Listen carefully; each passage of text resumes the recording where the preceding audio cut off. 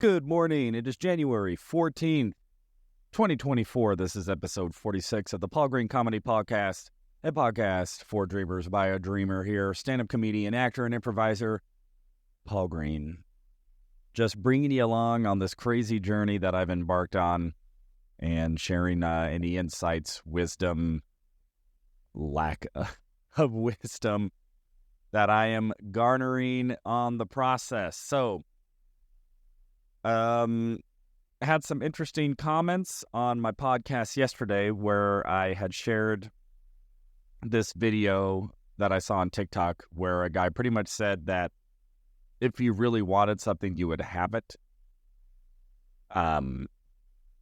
Because if you wanted it bad enough, how would you not have it? So, the analogy he used was if your hair was on fire, you would find a way to put your hair out. And he's equating that analogy to having whatever it is that you want in life. If you wanted it as bad as your hair being on fire and you trying to find a solution, then you would find it. And, you know, I saw where he was coming from. I also had some issues with that analogy and had some comments as well that also took some issue with that. But, you know, I always try to, instead of trying to find out why somebody is wrong or why I don't agree and that's a dumb whatever, I try to look at the other side of it and say, well, is there truth in that? And if there is truth in it, what can I take from that? And I do think that there is some truth to really wanting something and maybe even wanting it for the right reasons. Oh, do I want to go down that road? But I definitely don't think that want equals have, which was sort of his point, that anything you want bad enough, you will have. And that, I don't know, because that would suggest that anybody who has ever not gotten what they want didn't get it due to a lack of wanting it. And maybe that's true in some cases, but I think there's a lot of cases where people wanted something plenty bad and didn't get it, and them not getting it had nothing to do with the degree of their want of that thing. I mean, I just think of, look at professional sports. I mean, every professional athlete, we're in the playoffs right now, wants to win the Super Bowl. Only one team with 53 players are going to win the Super Bowl. And the other 1,000 plus NFL players and the other 31 teams and coaches and staff are not going to win the Super Bowl.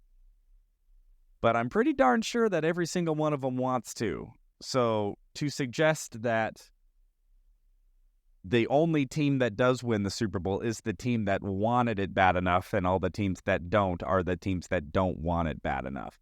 I don't know. I think that's a bit much. But, you know, anytime you're going to make any sort of absolute, this is how things always are, I think you're on shaky ground.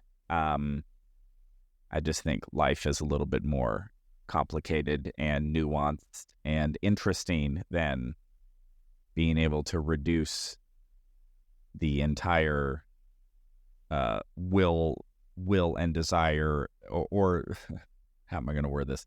To be able to reduce everything that anybody has ever gotten or not gotten down to one variable, which is the degree of their wantingness. Now, that being said, is wanting something a definite component? Oh, I definitely think that. And would it be beneficial to do an analysis of the degree of want? I definitely think that there is some validity to that experiment. And so, yeah, it's just like what I said. I'm just trying to take what I can from that, and it has been a positive experiment for me to really start diving into that. And it's actually been inspirational for me to go like, okay, how could I really truly want this more and want it in a manner that will provide the greatest probability of success, or the greatest probability of obtaining. And I definitely think that there is some value and validity to that. So, fun times. So, let's see. So, yesterday, Saturday, had a pretty relaxed day. And,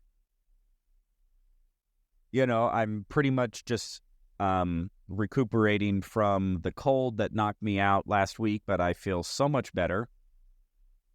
I went out and watched a movie. I watched the Jason Statham Bumblebee movie, which is like every single Jason Statham movie ever. Oh, this guy, he is the best of the best. Oh, you know that guy.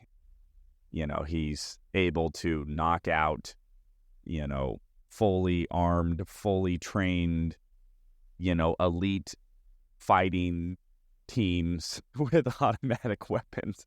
And, all he has is his fists and his ingenuity, and yet somehow these teams, let's see, he beats up the FBI, he beats up a hit squad of mobsters, penetrates the Secret Service.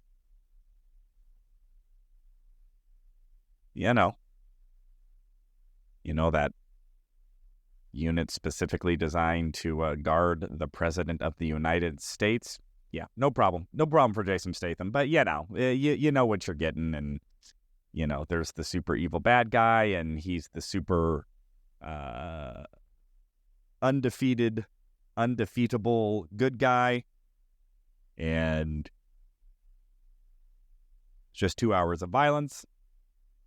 And then I did my Jesters show last night. Oh, I'm actually still wearing...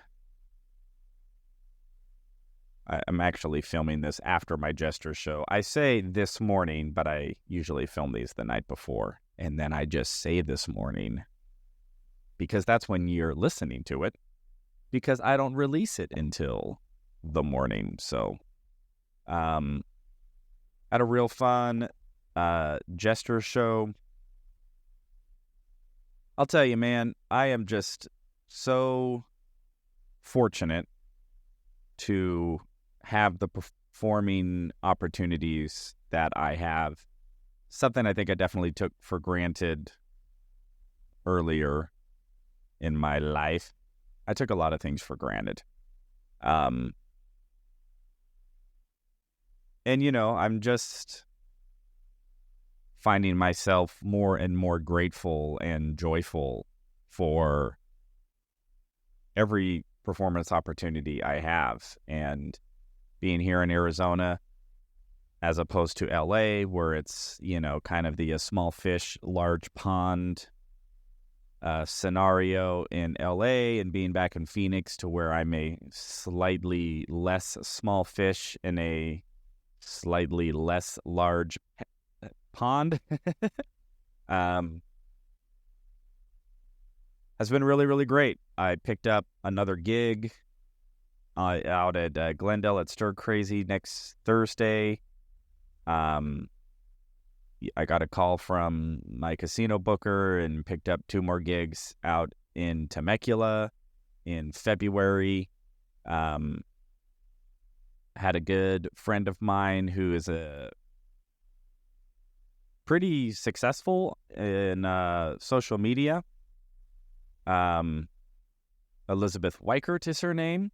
if you look her up, she has a pretty robust social media following, and she just will dress up in like unitards, in like bright gold sequence unitards, and then we'll just go like dance in the middle of an intersection. And it's just really, really fun, lighthearted, joyful social media. And I met her at a comedy festival in Las Vegas a couple months ago, and really hit it off with her professionally. She's married, everybody. It was not a romantic thing at all. But, sometimes you just resonate with people. For me, resonating with another comedian, another artist, and what she's up to. And when we started talking, she said, the reason I started putting my videos online is because I just wanted people to stop killing themselves. And that was pretty deep and pretty heavy, but that's something that resonates with me. I've had some very serious bouts with depression, and have had, suicidal ideation in my life. Wow, this got really dark, really deep, but this is what I'm feeling I need to talk about today. So, that's the thing I'm doing on this podcast, is I'm just being transparent and open as my precious little ego will allow. But, yeah, I've been in those dark places, and I've been there, and my life is actually pretty darned amazing. And so I shudder to think the places the mind can go for maybe people who have not been so fortunate as I have been. And I remember moving to LA, it was all excitement. Oh, look at this, I'm living my dreams. And, maybe about a year in, when the reality of just how remarkably competitive and saturated LA is with just the most talented human beings on the planet. And me just staring at that going, what the hell do I think I'm doing here? And it really knocked me into a very depressive state. And I remember just like one afternoon, I was just laying in bed, and I just felt like I could not get up. And in that moment, just one thought came into my mind, which was sign up for a stand-up comedy class.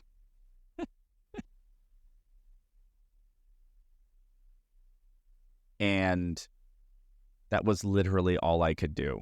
Like, I couldn't think about doing stand-up comedy. I couldn't think about actually doing the class. All I could bring myself to do was to get off the bed, go to my computer right next to my bed. So it was like I had to muster the energy to go from like here to here. Like I had to cover 2 feet of space, and it was everything in me to get to that computer, go to the website of the comedy club, and sign up for stand-up comedy 101 or whatever it was.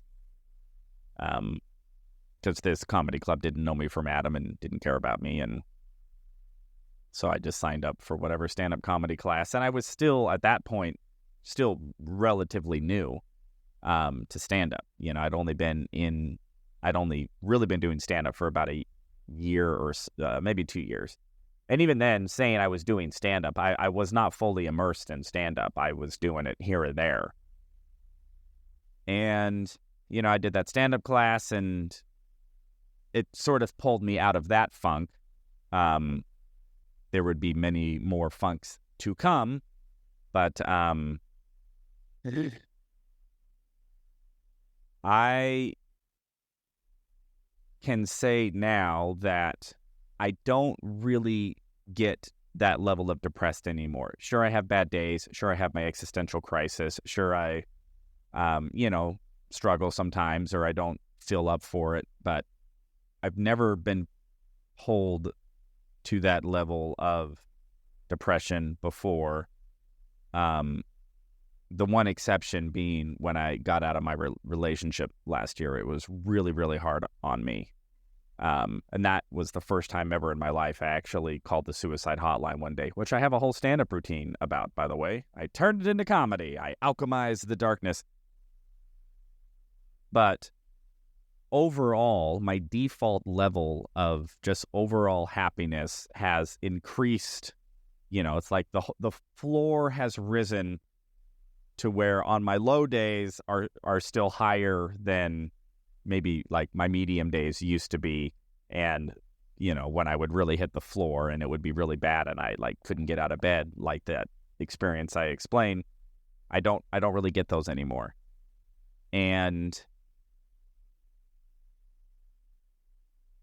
if I could say just a few principles, and these are going to sound cliche. I wish they sounded better, but I'm just trying to come from the heart here and just express, because I know mental health, fortunately, gets talked a lot more, a lot about these days, which I think is great. And I am not suggesting that I have any sort of panacea. I've never had to medicate. I've never had to go that route. And so I know there are a lot of individuals, and so I do not want to minimize their experience. But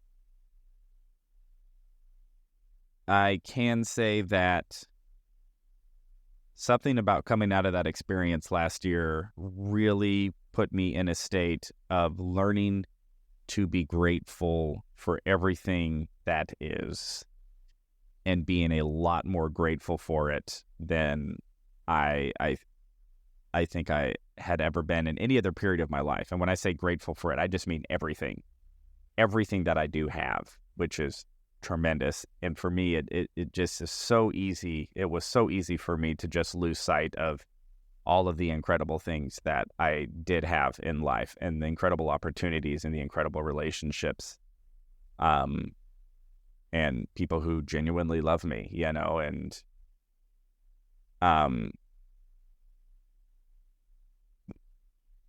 the more that I have really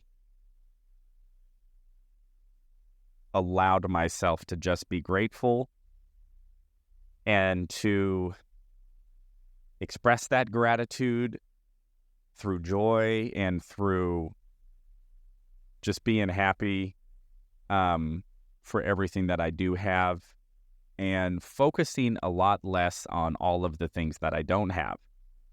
And I say that, and it feels like a complete contradiction to what this entire podcast, this whole podcast is like, if you have a dream, go for it. But even doing that sets up a scenario where you don't have something, So I know I'm sort of talking in contradictions here, but, in the pursuit of greater expansion and greater opportunities and greater dreams, I pursue those while presently in a state of gratitude and joyful gratitude for everything that is. I am so grateful that I got to perform last night at Jester's Improv Comedy Club and just had an amazing show. Like, I love that. And there's never a point of time during that show when I'm going like, oh, well, this is great, but, I really wish that I was selling out Madison Square Garden. How could I be happy with this if it's not this other bigger, greater thing? And no, I don't think or feel that at all. Like last week I got to do comedy in New Mexico and Montrose, Colorado.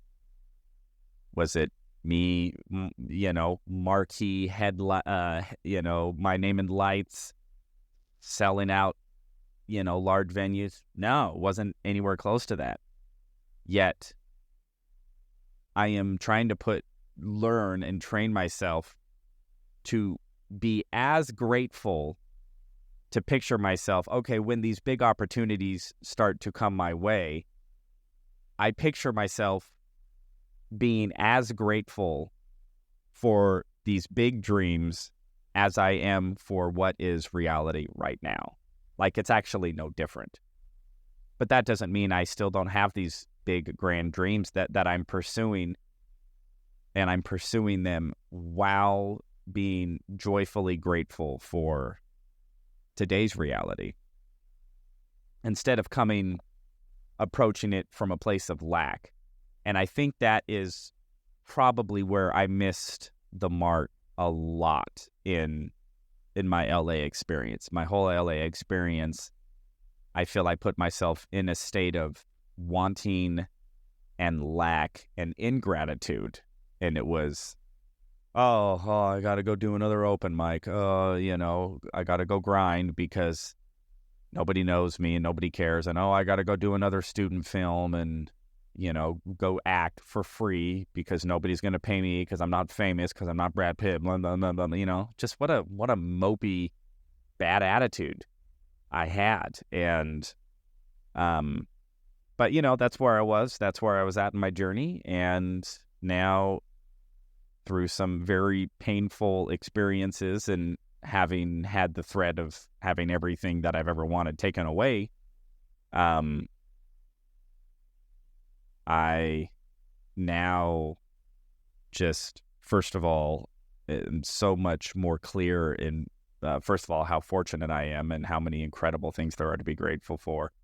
And secondly, that wanting a big dream while also being perfectly happy and joyful and fulfilled in this moment are actually not mutually exclusive phenomenon. It doesn't have to be either or. I can be fully grateful for the opportunity to perform stand-up comedy for 40 people in a small town in Colorado, while also being incredibly grateful for selling out a multi-thousand seat venue where I'm the star and the headliner, and approaching both of those with the same amount of gratitude and fulfillment. And I mean, because why would I want anything else? Like, why would I want to have an existence where I'm not grateful for it and fulfilled right now? And I think it's easy. I know it's easy for me to think that the happiness and the joy and the fulfillment is over the horizon. It's always over the horizon. It's always the next thing. It's always the next thing. And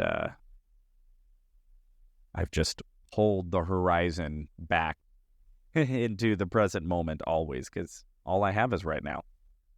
So anyway, for anybody out there struggling with mental health, man, I know that is a beast. It can be brutal. It can be so dark.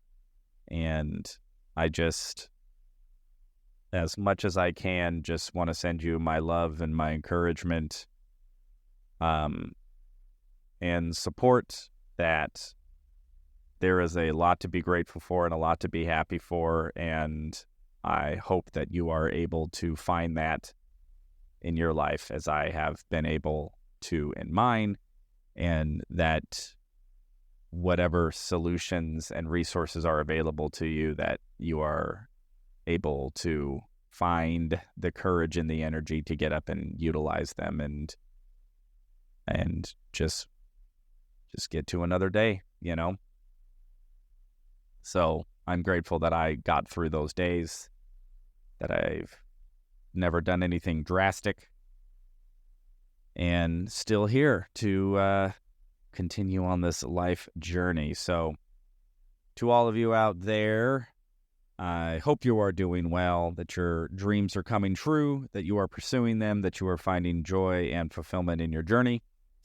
And if you are struggling, you have my love and my support and my encouragement, whatever minute help that may or may not be. if it's any help at all, I offer it freely. All right. Okay, we got a little real there. We got a little deep. Touched on some darkness there, but that's what came through today. And yeah, I don't have a plan for these at all. I just turn on my camera and hit record and just start talking and see what comes out. So if it is has been a benefit to you, then I am glad and grateful for that. And if not, then I'm sorry that I took 25 minutes of your life you'll never get back. It is mine.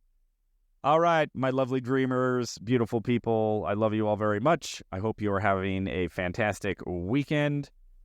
This is January 14th, 2024, episode... What did I say? Oh, this is episode 46 of the Paul Green Comedy PaulCast. I love you, and I will talk to you all tomorrow.